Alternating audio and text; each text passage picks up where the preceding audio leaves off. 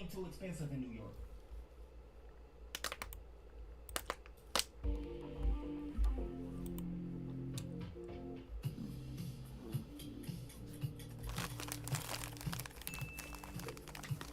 Would you rather play on a gaming PC or play on a Nintendo Switch? Man, a gaming PC. That Nintendo Switch shit is ridiculous.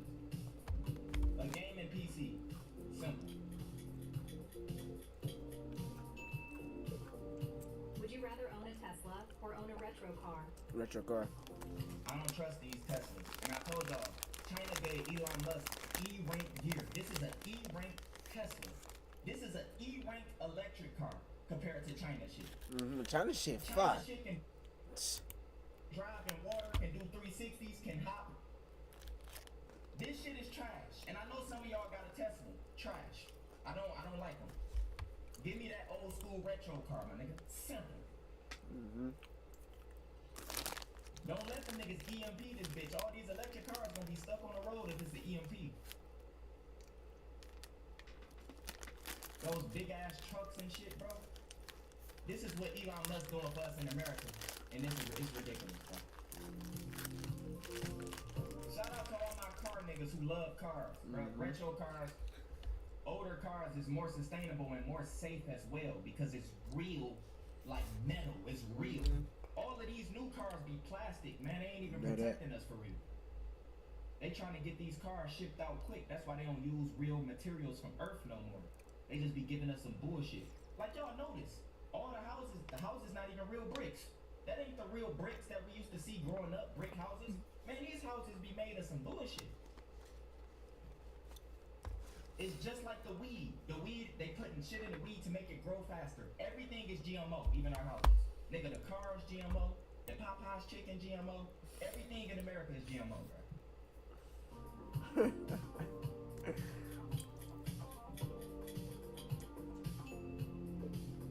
Would you rather live in a small cottage or live in a big flat?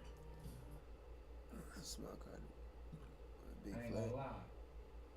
As long as I got my gaming set up, you can put me in a mobile home. I'm straight. I'm living in this small college.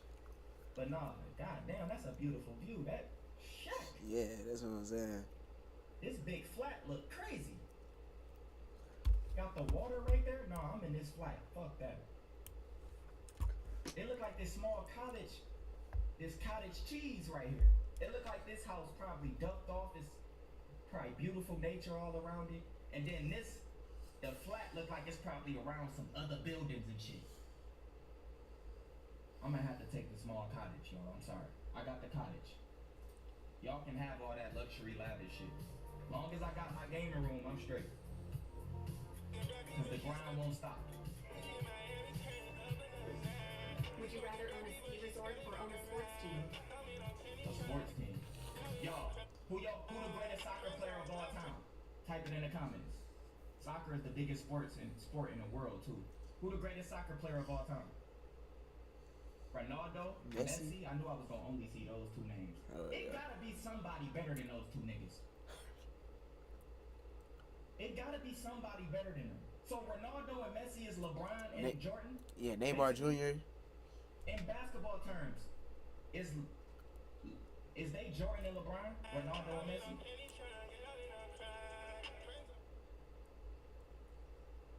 So which one is Jordan and which one is LeBron? Cause I don't really, y'all know soccer. I fuck with soccer and shit. Y'all know how soccer is, man. In the United States, we be getting all the bullshit shit. And, you know, Messi is Jordan. I know Speed crazy about Ronaldo. Yep. I'ma own I ain't gonna lie, own a ski resort or a sports team. I own a sports team, that's just for me. But that ski resort shit do look crazy.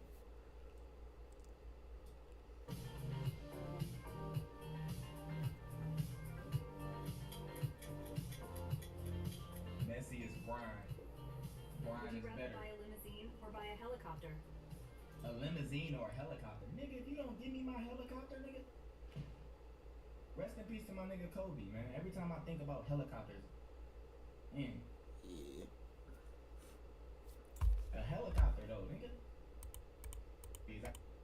unlimited Oreo or have unlimited Kit Kat? I ain't gonna lie, Oreos with some milk, you gotta have the milk. Some of y'all niggas be taking an Oreo apart and eating it. You a weird nigga. But, yo, shit. I gotta do a food one of these. Yo, yes, I'ma bring some food ones. We gotta do some food quizzes. I like that. I'm glad I just downloaded that. iPad or have a MacBook? An iPad or a MacBook? Some niggas will prefer doing everything from like an iPad or a phone. To be honest with you, I wasn't really a computer person until I really started streaming and stuff. I'd rather just do everything on my phone. Every video I ever dropped on Spiritual Soul was from my phone. And then I just upload it straight up with no thumbnail. To be honest with you though, you gotta have a MacBook, bruh. You gotta have a computer. You gotta have a MacBook. Damn, I ain't show y'all that today. I'm gonna chill. That TOS, all that shit fucking me up. There's so much stuff I ain't show y'all today, but it's okay. I'm gonna go with the MacBook.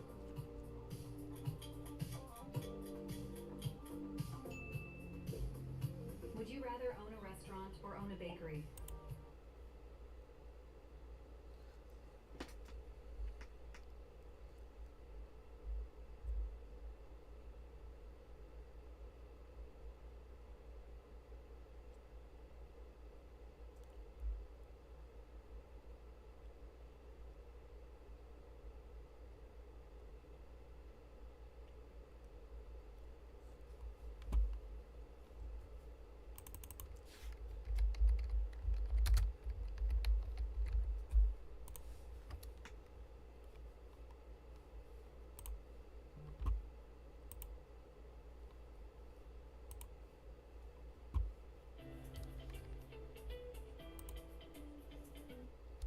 Step out. Oh, step out now. Is this black hawk down? You got somebody on the floor, bro. Sure, Secret 7, bro. Tampa, Florida. Police received a disturbing 911 call around 6:05 a.m. on May 11th. The caller, 18-year-old Latavia, told the dispatcher her mother had strangled her and was outside her room before the call abruptly ended. Tampa Police 911, what is the address of the emergency? I'm just trying to get strangled. Okay, do you have a unit letter or number? Unit. Okay, and what's going on? I'm just trying to get strangled. But I just woke up from passing out. Okay, I'm sorry, what happened? I was strangled. Okay, by who? I'm sorry, by who? Is she still there? Yes. How long ago did this happen? That's fucking It tough. happened like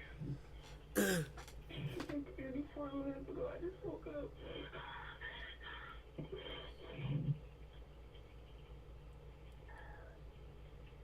Okay. Where is your mother now?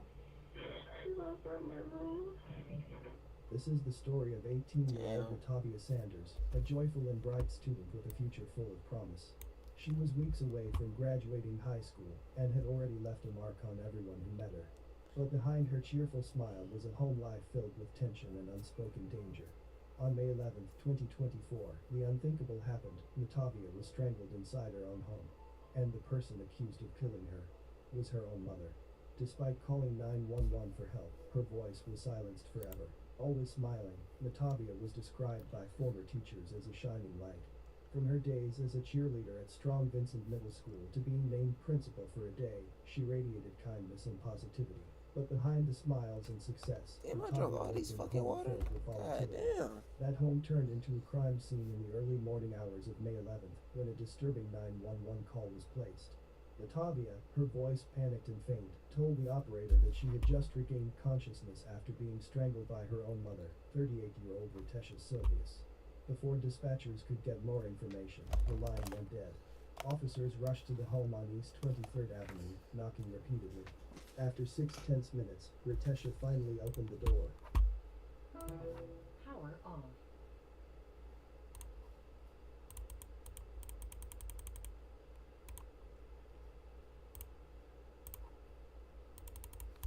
But instead of We cooperating, good. she tried to shove it in their faces. I know you're in the home. Just come to the door.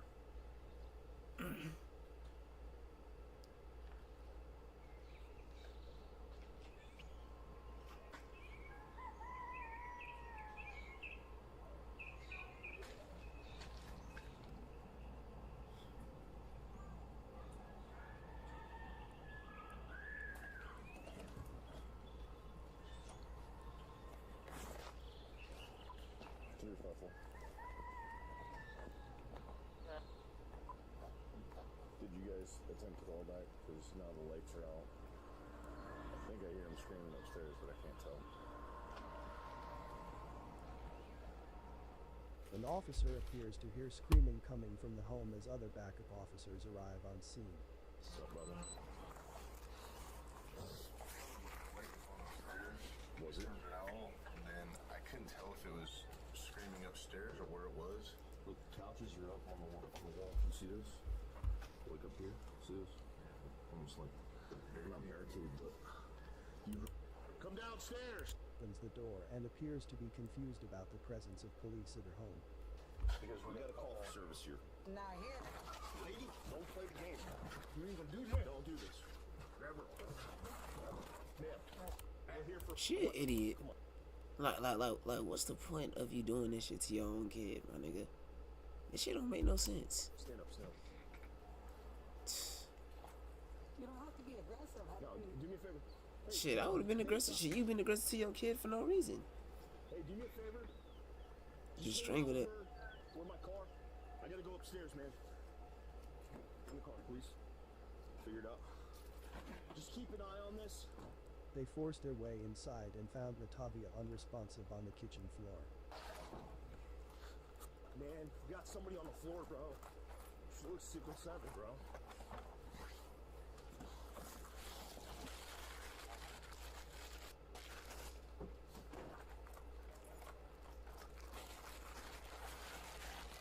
While waiting for paramedics, they performed CPR on Latavia. How old is the oldest?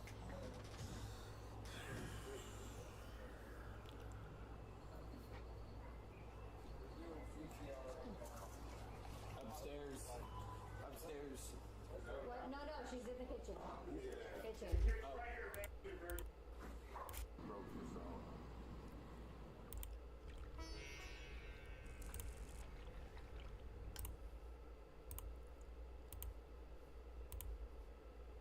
Can we stop acting like this, please? So I can do your search.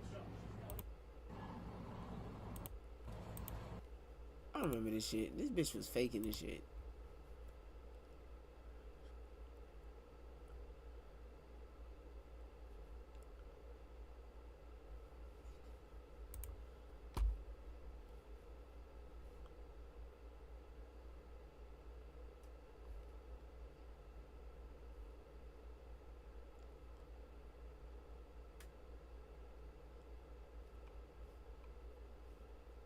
It's up to me. Yo! If you miss the world's easy. Yo! That's too.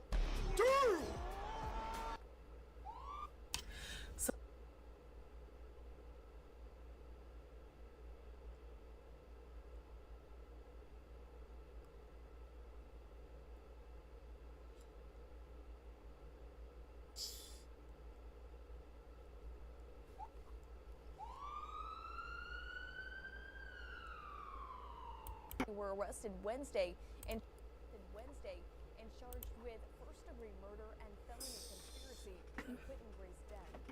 She weird, bro. She weird.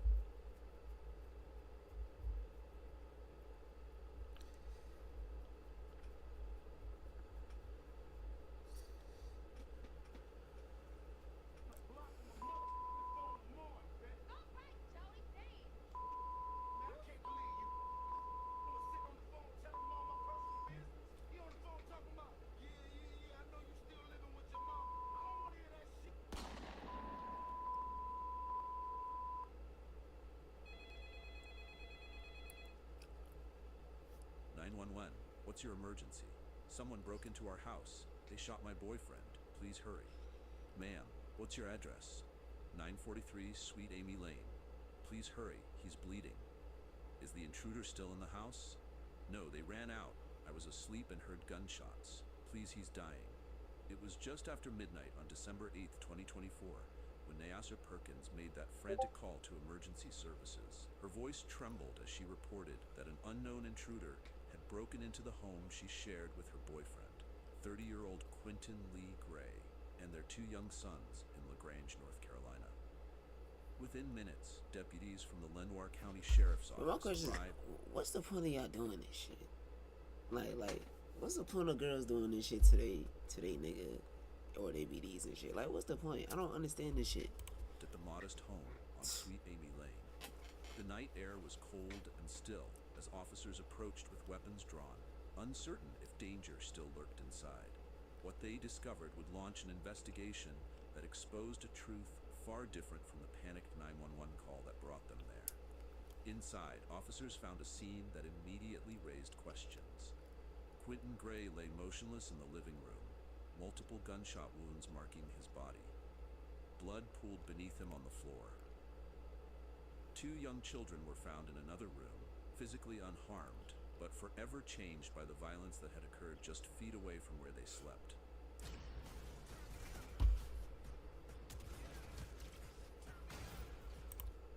Nyasha Perkins met officers at the door, visibly distraught. Her account seemed straightforward at first. She had been asleep when loud noises woke her. She claimed she heard unfamiliar footsteps, then gunshots. By the time she emerged from the bedroom, she told deputies the intruder had fled and Quentin was already down. I heard someone in the house, she repeated to different officers. I don't know how they got in. I woke up to gunshots. As medical personnel pronounced Quentin Gray dead at the scene, detectives began their methodical work. They noted several details immediately. No signs of forced entry at any door or window. See, that's what I was finna say. Like if you gonna set some shit up, actually make it like a real scene type of robbery and get the work done. But it's still like, what's the point of you killing your nigga for no reason? And you got 2 little ass kids with that. Like, what? This shit don't make no sense. Y'all nigga. Nothing appeared to be stolen. The home showed no evidence of being ransacked or searched. A detective asked Perkins about security systems or cameras, and she indicated they had none. When asked if Quentin had enemies, she shook her head, claiming he was loved by everyone who knew him. He's a good father, she told them. He makes music sometimes, goes by... He's a good father, then why would you kill him? Why would you want your nigga to be dead? Woodbridge, Montana. Everyone respects him.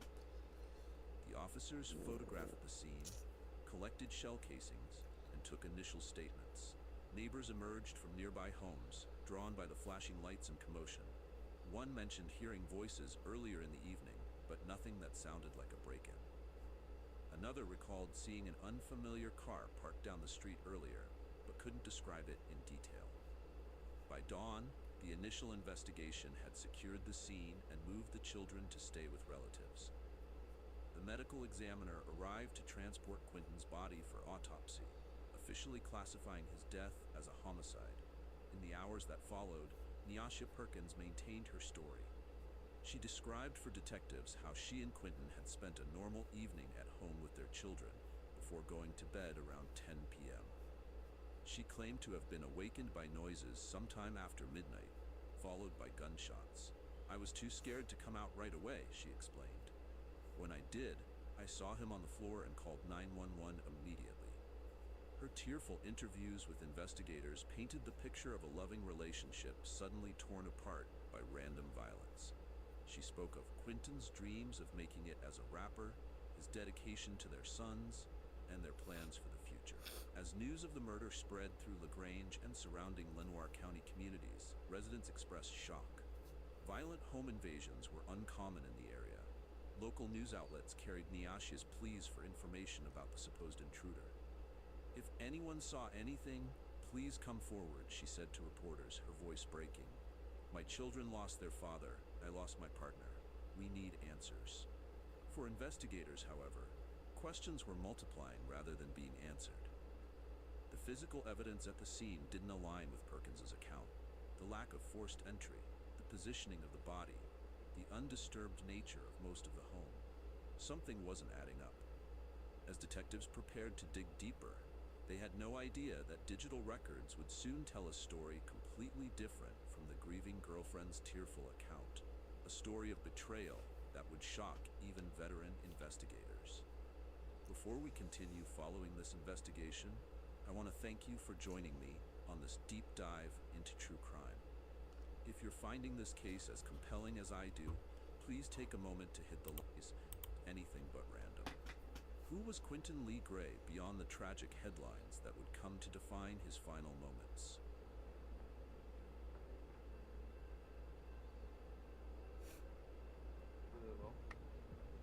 Bullshit, man. What you got going on? Born on February 27, 1993, Quentin was 30 years old when his life ended in that living room on Sweet Amy Lane. Those who knew him described a man whose identity was defined by two major passions: his music and his children. Oh, yeah, yeah. It seems like everybody around me keep leaving. Play with my feelings and I don't give them a reason. They take my heart and they break it all into pieces. It seems like everybody around me keep leaving.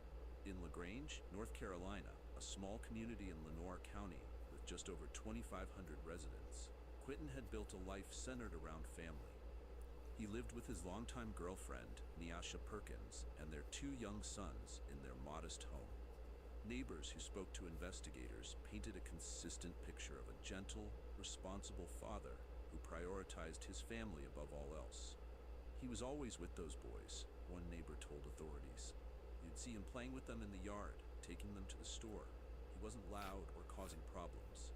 Just a normal guy raising his kids. While caring for his family, Quentin nurtured dreams that extended beyond Lenoir County.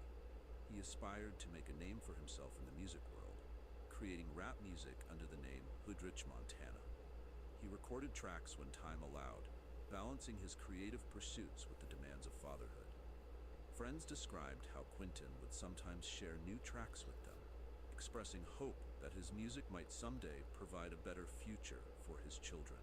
His lyrical style reflected his experiences growing up in eastern North Carolina, but notably absent from both his music and his life were connections to criminal activity or dangerous associations that might have put him at risk. He wasn't involved in anything illegal, a childhood friend emphasized to detectives. His music was about his life, his struggles, his hopes. He wanted to succeed the rights of criminal activity or dangerous entanglements. Okay, nigga. World's largest, most Shit. liquid financial market. She weird, bro. He was by Right, his girlfriend weird. His girl weird for this. Feel? His girlfriend weird for that shit. Like, bro, this shit. This shit all cute. accounts, Man. focused on creating stability for his family while pursuing his passion for music when time allowed. Daily life for Quentin followed predictable routines that revolved around domestic responsibilities.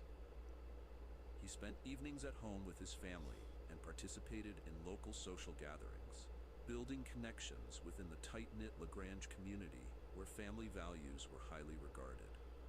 His relationship with Neasha Perkins had been long-term and, at least on the surface, stable. They had built a family together and shared the responsibilities of raising their two young sons. To those around them, they appeared to be partners navigating the everyday challenges of parenthood and building a life together. In the days before December 7th, 2024, nothing in Quentin's behavior suggested impending danger. He followed his usual patterns: time with his children, working on music when possible, and maintaining his household. There were no warning indicators, no unusual behaviors that might have signaled the approaching tragedy. This ordinary nature of his final days makes what followed even more difficult to comprehend. There were no obvious conflicts that would predict violence, no visible troubles that would suggest his life was at risk. Instead, a regular evening at home somehow transformed into his final hours. The impact of Quentin's death extended beyond his immediate family. In LaGrange, where community connections run deep, his loss created ripple effects.